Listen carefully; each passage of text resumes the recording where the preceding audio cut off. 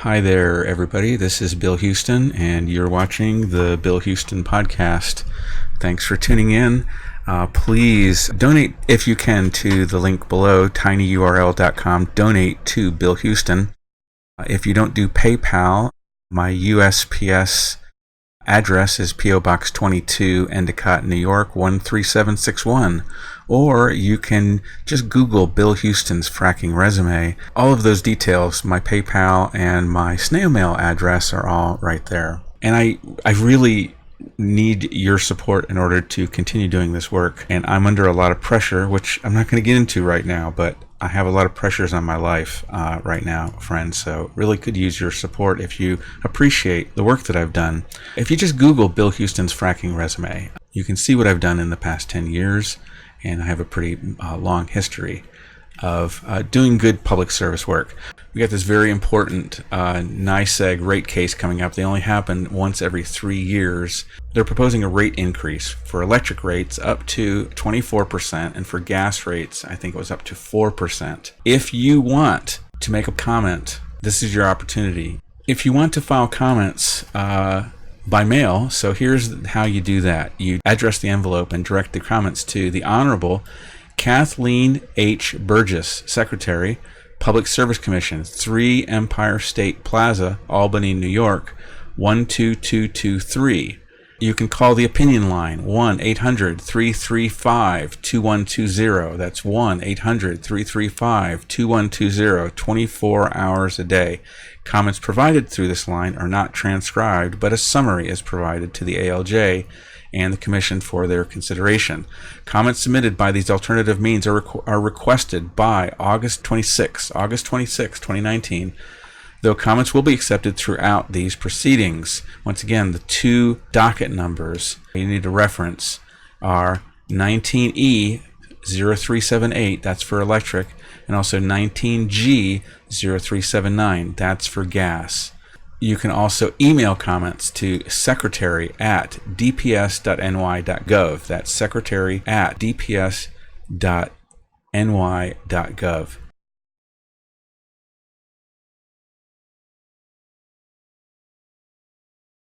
Colleen Blacklock.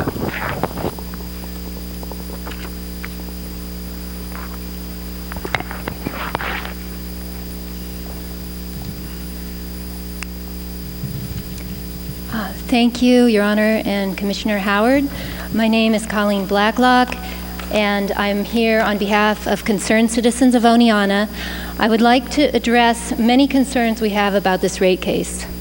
NYSEG has failed to keep up with the tree trimming since the company was purchased by Avangrid, and yet they collected money all these years expressly for maintenance. I have a large tree that has needed trimming for 10 years now, and a half-fallen tree threatening to take down the line to my neighbor's house. NYSEG wants to raise the electric rates by almost 23% to cover a new aggressive ground-to-sky clearing of trees to make up for its past negligence. How is it that we must pay again for something that should already have been done? Why is it now necessary to clear-cut all the trees in or near the path of power lines, a task that will take tremendous time and resources? The current careful tree trimming policy described online is a cheaper, more expedient and elegant solution that has been paid for and should have been carried out all along. If NYSEG succeeds in getting so much money for their massive clear-cutting campaign, how will we be guaranteed that they will use it for the intended purpose rather than pocketing the money or just passing it on to their shareholders? On the gas side, customers have already paid NYSEG $32 million to upgrade 25 miles of the Roark pipeline from Norwich to Oneonta. Again, they took the money but did not accomplish this upgrade. Now they want to embark on a 50-mile and massive 12-inch upgrade that will eventually require somewhere between $200 and $500 million to complete. Why should current gas customers foot the bill for a massive upgrade we don't need? There is very little growth, 3% expected in the next few years. Yet NYSEG wants to nearly triple the amount of gas coming into Otsego County and specifically Oneonta. This will triple emissions of CO2 and fugitive methane. Methane is 100 times more potent as a greenhouse gas than CO2. Oneonta, a climate-smart community, and the state of New York with its new climate legislation are working to curb carbon emissions. How does tripling the gas to our area help the people of our county move to more renewable, efficient energy solutions? We are hurtling toward a deadline of 10 years from now, when the global temperature rise will pass a threshold of no return. It is an impossible task to slow down a lot of greedy corporations from destroying the planet, but we must make an effort. As a NYSEG customer, I want help getting off gas and moving toward renewable energy. And I certainly don't want to be stuck with a bill to pay for a lot more gas and a bridge to stranded assets and a doomed future. The Public Service Commission is entrusted with the role of protecting the public from unnecessary rate hikes and price gouging. Please regulate NYSEG so we can afford to move toward a future for our children and our grandchildren. Thank you.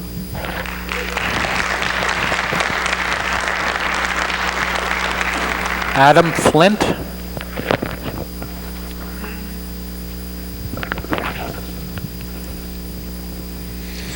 Good evening. My name is Adam Flint. I'm a NYSEG customer from the town of Vestal, and I also direct clean energy programs for a small nonprofit here called the Binghamton Regional Sustainability Coalition, or BRISC. We are a party to the case and will be submitting more comprehensive formal comments for the record later. Over the last decade, we've conducted energy education, advocacy, and NYSERDA program implementation activities, about half of which has been during the period of the Reforming the Energy Vision, or REV, proceeding, which in part was intended to speed the adoption of renewables and energy efficiency by incentivizing the utilities to facilitate those things. The focus of my remarks tonight will be on our frustrated attempts to develop local community shared solar projects. As you will hear, far from facilitating renewables deployment, and you've heard this a few times already tonight, and I'm sure it won't be the last, NYSEG has been, among New York's 5 utilities, at best a reluctant partner and at worst a barrier to this and other aspects of the state's now even more ambitious energy and climate goals. One of the roles that my organization plays is as an energy educator to increase energy literacy so that citizens can participate more actively. And I want to thank Commissioner Howard for your remarks at the very outset, because I think it is very important that in this world of climate change and complete transformation in our energy system, that citizens have the knowledge and are equipped to participate. And I also want to thank Judge Costello and anyone else that made these hearings happen as early as they did before the end of the discovery period in the case. So in 2015, Governor Andrew Cuomo launched New York's Community Shared Solar Program, promising solar access, quote, regardless of income or zip code, unquote. Another hat that I wear is the director of the Community-Owned Shared Renewables Working Group, which we formed for the Energy Democracy Alliance that year to support community solar project development by rather non-traditional developers, community groups, nonprofits, and even municipalities in some cases across the state, particularly for the benefit of those who have borne the brunt of our dirty energy system, working class communities and communities of color. The Energy Democracy Alliance tagline is making REV real, which means renewable, equitable, accountable, and local. And having local benefit along with all the rest is something that concerns us a great deal, along with the equity piece.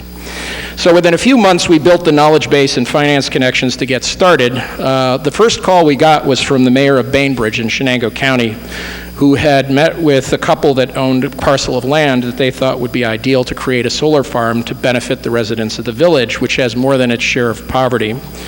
Our engineer indicated that the physical characteristics of the property was ideal, and with three-phase service on the boundary line, we thought we had a winner. That is, until we began the interconnection process with NYSEG. As more well-resourced developers will tell you, the interconnection process, not just in this territory, but in all of them, is time-consuming and expensive and sometimes fatal for projects. Our case was no exception. When the engineering report came back from the Caesar study, it was clear that the cost necessary to upgrade the substation to connect our project would break it financially. And this is a common refrain for many projects in rural parts of the state where infrastructure really isn't sufficient to connect anything very big. Right? One thing many in the audience might not know is that solar and wind developers must pay for any necessary upgrades to utility infrastructure in order to connect our projects to the grid. That cost must be, of course, passed on to the customers or the owners or both of those systems, all of whom are already paying rates for the upkeep of the grid. This whole dynamic really makes it very, very tough for in-state smaller developers of all stripes to make a going of developing distributed renewable projects. It's requiring very deep pockets. The state regulatory process as well as interconnection requires very deep pockets and the ability to hang on for months or years at a time that most of us cannot afford. The cost of interconnection imposed by NYSEG and the other utilities, along with the regulatory train wreck known as VDER, the Value of Distributed Energy Resources, which we now affectionately refer to as VADER, as in Darth, has been a principal reason why New York's community shared solar market remains weak. In my written testimony, I will feed back the statistics that are available on Open New York. I'll just name one here. Between 17 and 18, the number of applications for community shared solar projects fell 83%, and the completion rate between 16 and 18, which is most of the period of the program's existence, is less than 10% completion. New York NYSEG's shortcomings in facilitating clean energy deployment are not limited to solar. Of New York's 5 utilities, NYSEG alone lacks any heat pump incentive program, which they in fact committed to providing at the end of last year for this year. Their residential energy efficiency programs are anemic at best. Given that the energy efficiency order was to have come out in September, and I understand it will come out at some point this fall, and that REV contemplates handing over a lot of the implementation responsibilities to the utilities, this is very troublesome, to say the least. So we're asking 2 things in this case. We're asking DPS staff to investigate the rate of investment or lack thereof in staffing and in grid upgrades, as we remain unconvinced that the ratepayer funds since the Iberdrola acquisition of Energy East in 2008, that use has been responsible and in accordance to the public's interest, particularly given the conclusions of their 2012 audit. Finally, our ratepayer dollars should be allocated towards the dual goals of clean energy deployment and affordability, and less into shareholder dividends and what, as many have already said, will shortly become a stranded asset, the fracked gas system. Thank you. Thank you. Carolyn Pearson.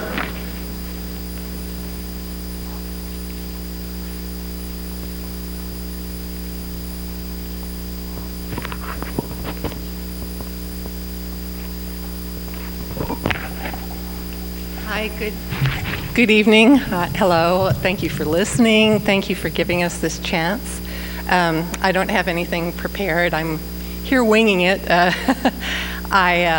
do have a slice of life that I believe is true for thousands of people in upstate New York. I have a neighbor, Mr. Green, who has property in one territory that belongs to NYSEG, and on the other side of the road, his property belongs to the Delaware County Electrical Co-op's territory. And I believe this speaks to the integrity of NYSEG as a corporation. The side that belongs to the co-op, Mr. Green never loses power. But on the side run by NYSEG, he loses power all the time. 10 years ago, this was not such a problem. 10 years ago, there were a crew of 12 maintenance people in our area who kept the corridors clear, and no one has been on my property in those entire 10 years to do any maintenance whatsoever. We've been paying for maintenance all along, but nothing has been happening. The maintenance workers who left or retired have not been replaced. We've gone from 12 down to 2. And the unreliable situation is preventing a lot of low-income people from switching to electricity, which is, for many of us, is the only choice. We have gas on one hand or electricity on the other. And if we would like to switch to electricity, we know that we can't rely on it during times of the year, blizzards and floods. So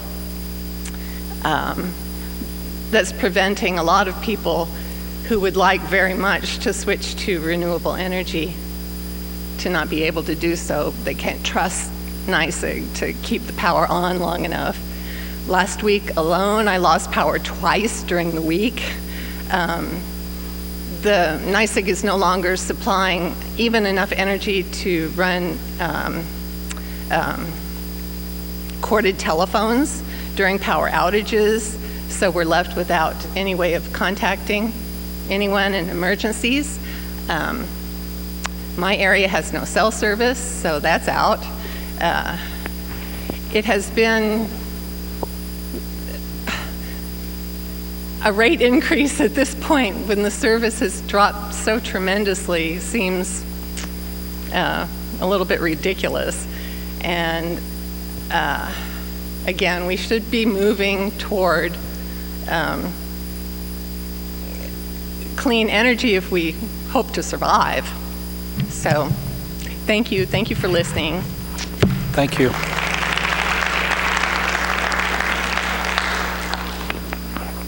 Janet Sutter.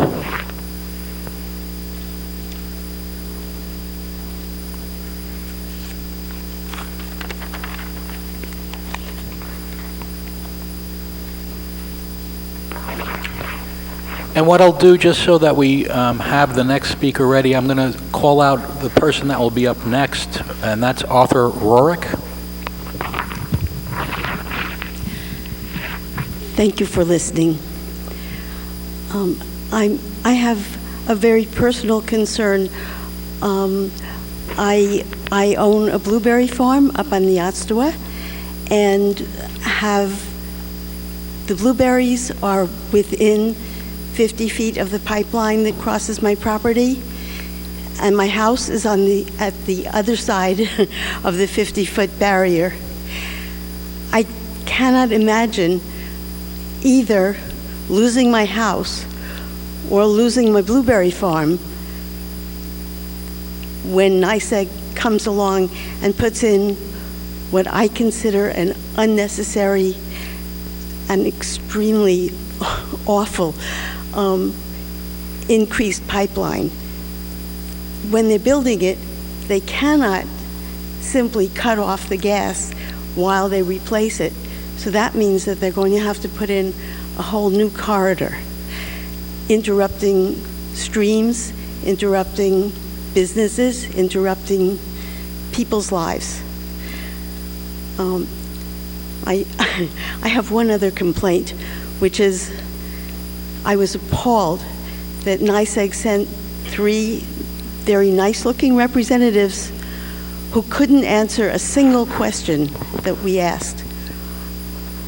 I beg, actually, the Public Service Commission to please represent us and ask the corporation to ante up. I mean, if they're holding a hearing and they're coming to explain their position, are they not bound to be prepared to hear our questions? It just seems awful to me. Thank you. Thank you. Arthur Roark, and the next person will be Linda Reich. I'm sorry if I mispronounce your name, just correct it when you come up. My name is Arthur Roark. I'm from Oneonta, New York. I have 3 comments that were mailed in, and I have copies of them with me. I'd like to put You them can leave them right there, and we will make sure they're collected and put into the record. I got one here to read. Okay. So Spanish-owned Iberdrola, now Avangrid, took over NYSEG, RG&E, Central Maine Power, and other subsidies throughout New England in 2008. The new utility owner has outsourced many jobs and project work, including vegetation management, distribution or transmission line upgrades, replacements, system and control engineering, both electric and gas infrastructure, and other areas within the company. Iberdrola makes millions of dollars annually, while allowing our local energy system to be strapped to natural gas and impacted by storms, paying fines, and continuing to reduce workforce to the detriment of service. NYSEG's 2019 rate case plans to rebuild and expand the DeRuyter pipeline installed in 1953. The 2016 rate case submitted by NYSEG also included rebuilding the DeRuyter pipeline from Norwich to Oneonta, but that work hasn't started, and we have paid 3 years of increased rates for both electric and gas. Natural gas is a major driver of global warming and threatens public health, especially since it's linked to fracking. NYSEG's 5-year capital plans have also been inconsistent on scope, project timing, cost. 60% utilization does not dictate a gas supply issue. Utility companies should be moving away from fossil fuels like natural gas and support greener and more efficient technologies such as air source and ground source heat pumps, solar, wind, and battery storage. Additionally, other utilities are aggressively pursuing non-pipe alternatives, but NYSEG has stated they will not pursue in Otsego County. This needs to change and become the main focus of our utilities today to reduce the demand for gas. The bottom line is that customers are being burdened and continual increases in electric and gas rate costs from these large foreign-owned utilities.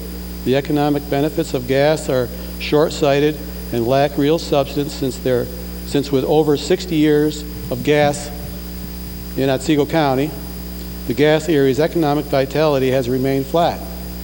The lack of transparency and full disclosure from NYSEG have allowed backdoor deals, like with our local IDA, to work against the customers and have continued to allow foreign-owned companies to reap millions in profits while our energy supply systems are dated and cannot support the real reforms needed to help reduce greenhouse gas emissions. What the public needs is for a well-regulated monopoly to be transparent and start using some of its own profits to get things done. Instead of gouging customers to increase profits, NYSEG should focus on moving us into the next century with affordable energy, renewable energy, and help lower emissions. Thank you.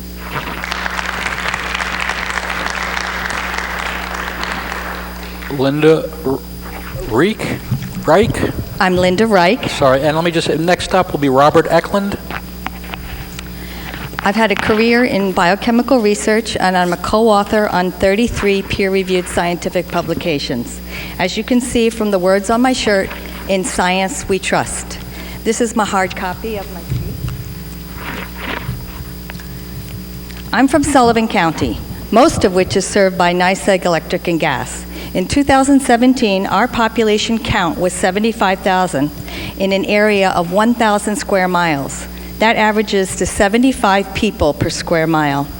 Sullivan County is one of the poorest counties in New York State, with 14% of residents living at or below the poverty line. Proposed rate increase of about $10 per month is exorbitant, and Sullivan County government has written to the Public Service Commission about this and 10 other topics of concern.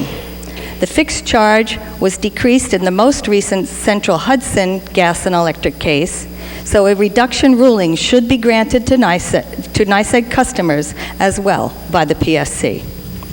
Closing the Liberty, New York walk-in office cannot be exchanged for online interactions with residents. Face-to-face interactions are important in Sullivan County. Why? 18% have no computer. 24% of people have no broadband access, and many don't have cellular phone service. Lack of access to to technologies especially negatively affects elderly and low-income residents.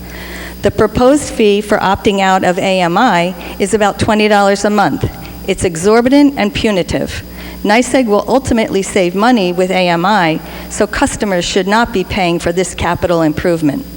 People without internet access and those most in need of energy cost-cutting programs will not be treated fairly with NYSEG's plans. Sullivan County low-income residents with genuine financial hardships now participate in the Low-Income Arrears Forgiveness Program. The program's use rate should be improved by NYSEG rather than scrap that program.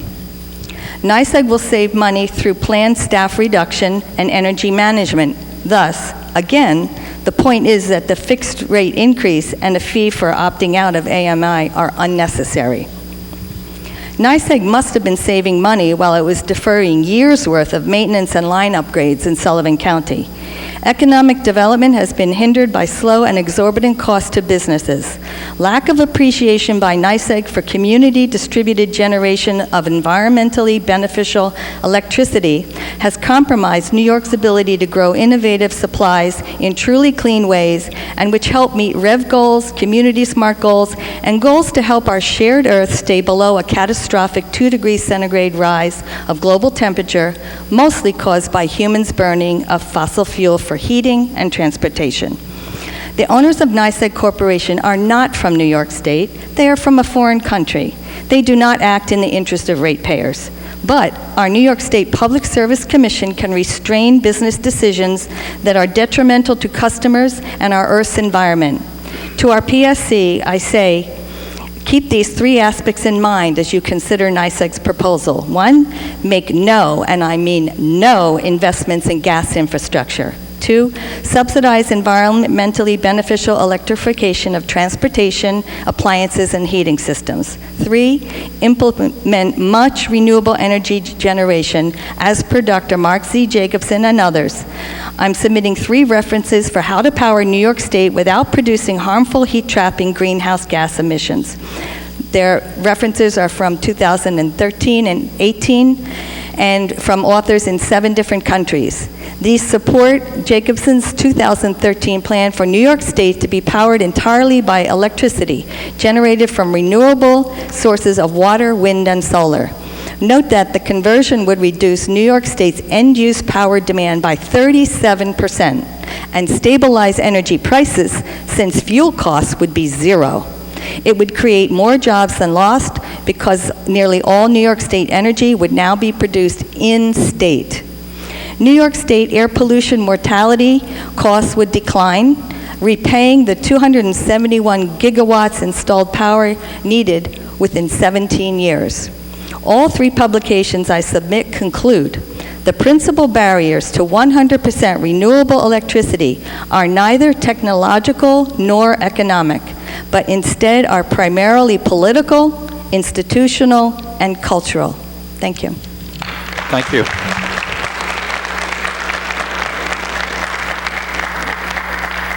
Robert Eckland is next, and after Mr. Eckland will be Dan Livingston. Good evening. I'm a councilman for the town of New Lisbon in the beautiful Butternut Valley and the county of Otsego. Many of the people who've spoken before me have discussed numbers, climate, so on. Very little talk about the human cost. In my township, we have a very large population of retirees, older people that cannot afford a rate increase. They don't want to see one. They would like to see a decrease. This expansion will benefit nobody in the town I represent. It will help nobody in the entire watershed of the Butternut Valley.